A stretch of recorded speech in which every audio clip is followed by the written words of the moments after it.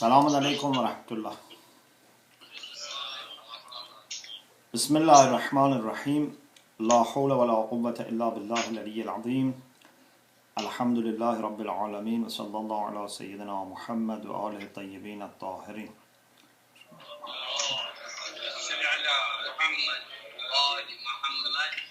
اللهم أخرجني من ظلمات الوهم وأكرمني بنور الفهم. اللهم افتح علينا أبواب رحمتك وانشر علينا خزائن علومك برحمتك يا أرحم الراحمين. We've been studying loyalty or wafaa, and we said wafaa has different types. It can be loyalty with respect to the covenant which is between us and Allah subhanahu wa ta'ala. It can be loyalty with respect to the covenants we make with other people. It can be with respect to promises, which is bilateral. You promise to do something. It's not a contract. It's not ahd, a covenant. You may promise even to Allah subhanahu wa ta'ala that I'm going to do this. Wafa requires to keep your promise. You can promise your child. And we said sometimes it's also not in the form of a covenant or a promise. It is a kind of loyalty that a grateful person has towards someone or some group, organizations that he has benefited from, or his country, his land. So this is also wafa. It can be towards leadership. It can be towards scholars that we have learned from. So a very comprehensive concept.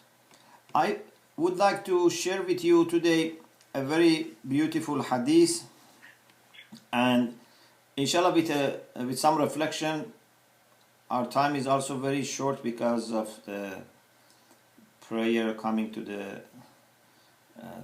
time of the class, so I don't want to delay you also too much. This hadith that I want to begin with is from Imam Baqir alayhi salam, and Sheikh Tusi in his Amali has mentioned this hadith. Sheikh Mufid also in his Amali has mentioned this. Allam Majlisi in Biharul Anwar reports the hadith from both Amali of Mufid and Amali of Sheikh Tusi. It's in Biharul Anwar, volume 66, page 380. Volume 66 of Biharul Anwar, page 380. And Shomali and Abi Ja'far alayhi salam. Abu Hamza al-Shomali mentions this hadith from Imam Baqir alayhi salam. قال أربع من كن فيه كمل إسلامه. Very beautiful hadith. There are four things that whoever has these four, his Islam is complete. His Iman is complete. Without this is naqis, it's incomplete. Kamula Islamuh wa u'ina ala imaneh, and he would be assisted with respect to his faith. Wa muhhasat dhunubuh, he would be cleaned from all his sins. They will all drop. وَلَقِيَ رَبَّهُ وَهُوَ عَنْهُ رَاضٍ, he would meet his Lord while he is pleased with him. ولو كان فيما بين قرنه إلى قدميه ذنوب حطها الله عنه. Even if this person has sins from his head, top of his head, up to the feet, these sins will be dropped by Allah subhanahu wa ta'ala. So these four qualities must be very, very important. Of course, if someone has these qualities, he would not, make sins. First, وهي الوفاء بما يجعل لله على نفسه. The first quality of these four is wafa, to be loyal to what he undertakes to do for Allah subhanahu wa ta'ala. When you promise Allah to do something, or when you are his servant, there is something that you have accepted. Either you say, I'm not your servant, I'm not your abd, you are not my master, that's another issue, but you have accepted, especially if you make some specific also promises. Al-wafaa bima yaj'alu lillah ala nafsih, to be loyal to what he undertakes, he puts on himself to do because of Allah. For the sake of Allah, he undertakes something, he takes something on his shoulder. Second, وَصِدْقُ اللِّسَانِ مَعَ النَّاسِ, to be truthful with people. Not only we should be truthful to Allah, truthful to imams, we should be truthful with people. وَالْحَيَاءُ مِمَّا يَقْبُحُ عِنْدَ اللَّهِ. The third thing is that he should have haya, modesty, a kind of positive shame, that you are ashamed of doing something which is ugly, which is bad, عند الله وعند الناس. If a person keeps himself or herself away from bad things in public, and also what is عند Allah ugly, he has this haya and modesty.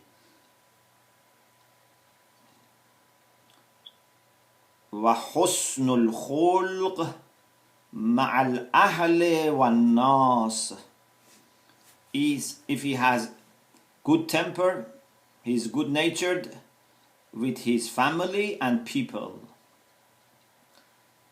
So if Allah inshallah gives us these four qualities, then we have very good position in dunya and akhirah. Your iman is complete, you would have no sins left. Of course, the sins which might be before having these qualities, because as I said, these qualities would not leave any chance of committing sins. Al-wafa, صدق اللسان, حياء, حسن الخلق مع الأهل والناس. Then after this, Imam alayhi salam mentions four things that seem to be more actions. These four are four qualities, and then Imam mentions four actions, and he says, أربع من كن فيه من المؤمنين أسكنه الله في أعلى عليين. There are four things that if any mu'min has got these four, Allah subhanahu wa ta'ala will let him settle in highest of the positions. في أعلى عليين, في غرف فوق غرف, in a room, in a place above all other places. في محل الشرف كل الشرف, in a place of honor which is perfect in being honorable. So what are those four? First, من آوى اليتيم ونظر له فكان له أبا. The first action is the one who gives refuge to an orphan, provides an orphan with care, and looks at the orphan with care, takes care of orphan, and acts as a father for the orphan. This is how important it is to take care of orphans. The second, من رحم الضعيف وأعانه وكفاه. The one who shows rahmah, kindness, mercy to a person who is weak and helps him, وكفاه, and provides him with what would be sufficient for him. Whatever he needs, he would give him as much as would be sufficient for him. So protecting orphans, helping and making sure that they have enough for weak people. The third, وَمَنْ أَنْفَقَ عَلَى وَالِدَيْهِ وَرَفَقَ بِهِمَا وَبَرَّهُمَا وَلَمْ يَحْزُنْهُمَا. The one who spends on his parents. Sometimes maybe your parents are not well off. You should be ready to spend on them, but without feeling any pain, without obliging them, without saying any word of not being happy. أنفق على والديه, he spends on his parents. وَرَفَقَ بِهِمَا, and is very kind and considerate with them. وَبَرَّهُمَا, do good things for them. وَلَمْ يَحْزُنْهُمَا, and doesn't make them sad.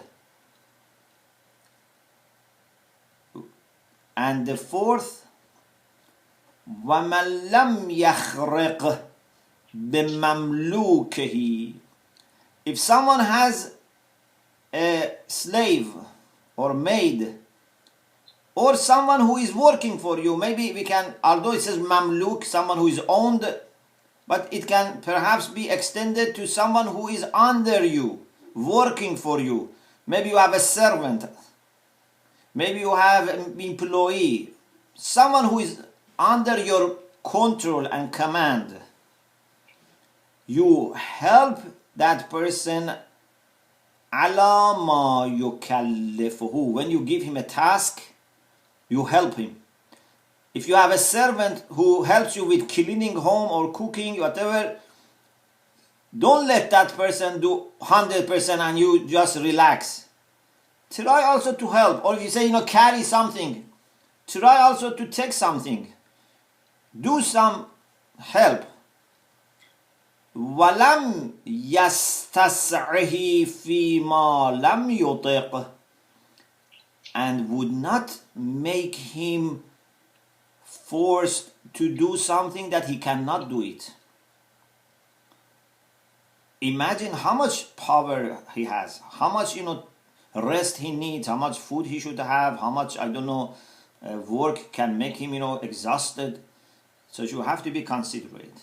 So if someone looks after an orphan and is helping and providing with sufficient means a person who is weak, looks after his parents, spends on them, doesn't make them sad, and helps those that are under him,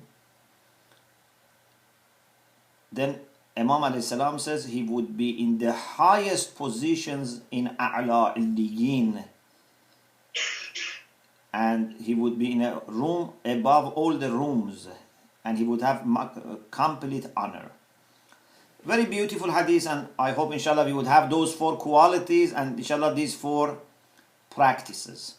Each of these should be put in a kind of manifesto for our community, that when we want to set up our community, what are our vision, what are our priorities, we should put these into inshallah some kind of manifesto, something as a plan that inshallah we should try to achieve.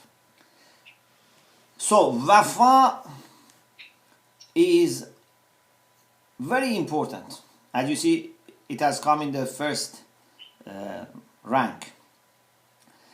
Wafa is so important that even with respect to enemies has to be observed. It's like justice. It has to be observed even with respect to enemies. For example, Allah subhanahu wa ta'ala in Surah Tawbah, verse 7. Surah Tawbah was a kind of declaration of bara'ah to mushrikeen who used to kill, torture Muslims, confiscate their properties. So Allah subhanahu wa ta'ala says in ayah number 7 that إِلَّا الَّذِينَ آهَدْتُمْ عِنْدَ الْمَسْجِدِ الْحَرَامِ. Those that you have a covenant with them, ahd with them, these are the people that are excluded. You should not fight them. فَمَا اسْتَقَامُوا لَكُمْ فَاسْتَقِيمُوا لَهُمْ. As long as they are loyal, you must be loyal. إِنَّ اللَّهَ يُحِبُّ الْمُتَّقِينَ. Allah subhanahu wa ta'ala loves muttaqin. So this is a requirement of taqwa, that even a person from Mecca, a pagan that was killing you, torturing you, if you made a promise with them, a covenant with them, ahd with them, you must keep it. In Surah Anfal, verse 72, this is also very important. Allah subhanahu wa ta'ala says, if there are Muslims in Mecca who are oppressed, who are mazloom, and they ask you for help, for their iman, for being able to continue, they ask you for help. وَإِنْ اسْتَنْصَرُوكُمْ فِي الدِّينِ. If they ask you for help with respect to their religion, فَعَلَيْكُمُ النَّصْرِ. You must help them. But there is an exception. If you have to help them against people with whom you have a covenant, you have a treaty, then you cannot. وَإِنِ اسْتَنْصَرُوكُمْ فِي الدِّينِ فَعَلَيْكُمُ النَّصْرِ إِلَّا عَلَى قَوْمٍ بَيْنَكُمْ وَبَيْنَهُمْ مِيثَاقٌ. Unless it is against people with whom you have mithaq, you have covenant treaty. Imagine a situation that there are faithful people who are under zulm, injustice, pressure. They ask you to help them with iman, otherwise they are going to be killed or lose their iman. Still Allah subhanahu wa ta'ala says, you help them if there is no treaty. If you have made treaty, you have to be loyal to your treaty. If that treaty is possible to be cancelled, for example, it has a time that will be cancelled, that's another issue. But as long as that treaty is there, you cannot disregard it. This shows how important it is. This is why Rasulullah sallallahu alaihi wasallam is quoted as saying, La deena liman la ahda lah. The one who does not show loyalty to his treaty, he's not a believer. He has no deen, he has no iman, he has no faith. Or in another hadith, Rasulullah sallallahu alaihi wasallam said, "Man kana yu'minu billah wal yawmil akhir falyafi idha wa'ada." Man kana yu'minu billah wal yawmil akhir. Whoever has iman in Allah and the day of judgment, falyafi idha wa'ada. He must keep his promise when he makes a promise. So, wafaa is such an important quality, and I think there is no doubt that Islam wants a society in which people trust each other. You know, it would be really disastrous if you cannot trust people. If people tell you something which is not true. If people give promises but they don't keep the promises. You go and want to buy something, they tell you lies. Or they tell, we give you this, they give something else. Or they say, we give you these, services, afterwards there is guarantee, so on and so forth. There is nothing there. So there is no truthfulness. There is no loyalty. This is Jahannam. You don't know whom you can trust. We need to have trust. When people say something, they should really mean it. And they should do their best to keep what they say.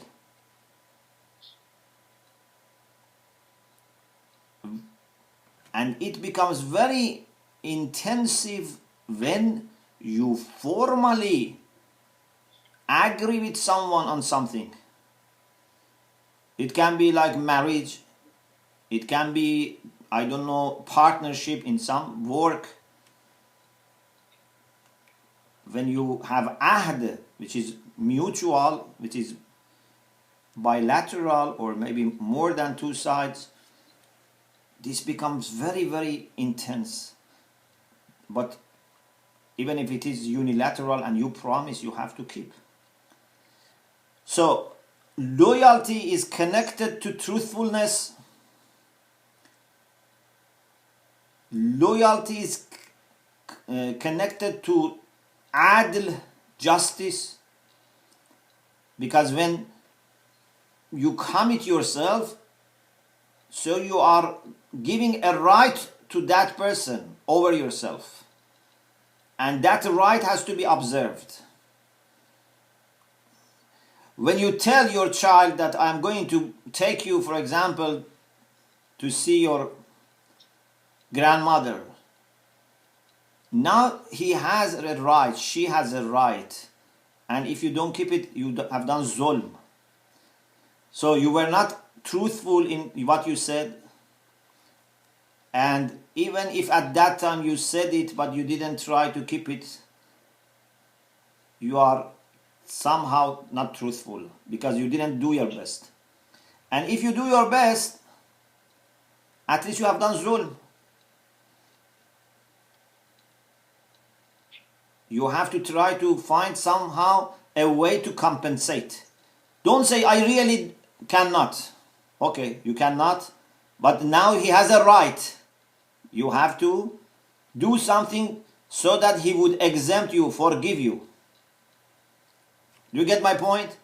So even if you don't have really ability to keep your promise, you have to accept that that person has a right. Like for example, I say I'm going to buy this house from you. You tell other, buyers to go away. Then I really cannot buy from you. Okay, you might lose a lot in this process. So from a moral point of view, I have to make sure that you are happy with me, you are pleased with me. I am not talking about legal aspect, about fiqh aspect. There are many details you can check with, Risaleh and fiqh. But definitely from a moral point of view, you have a responsibility because you committed to buy this from that person. And based on your word, he has planned. So, trust is here very important. Truthfulness is very important. Justice is very important. Also, gratefulness. Another quality which is involved here is gratefulness. When someone does something for you, your husband, your wife, as I said last week, maybe you are divorced, but you have had good time with each other. You had benefited from each other. Your teacher, your, I don't know, in-laws, your leaders, your marja, the people who have somehow helped you, somehow benefited, you have benefited from them. Gratefulness also requires loyalty. The country that has given you means of life, education, you have responsibility towards that country. Governments are different. You know, maybe there is once a good government, bad government, but I'm talking about the country, about the land. No one should betray his country. This is not a political issue. This has nothing to do with, you know, the ruling party or, you know, the opposition party. This is about, I am talking about the land, about the country, about the nation. So, these are few things that I think are very important and fundamental with respect to loyalty. Trust, truthfulness in word, justice, gratefulness, and as we said, all of these things in the end go back to haq, truth. Everything is from commitment to the haq. If someone is truthful, not only in word, someone is 100% trying to follow haq, to make sure that he complies with haq, he is at the service of haq, then he would not be disregarding his promises or his debt or the things that people have done for him. I pray that Allah subhanahu wa ta'ala inshallah give all of us this important quality of loyalty, and may Allah inshallah make this a quality that we all would be known and would be a kind of mark for us that these are people who are loyal, these are the people who are honest and trustworthy. Thank you very much. Wa akhiru da'wana and alhamdulillah rabbil alamin.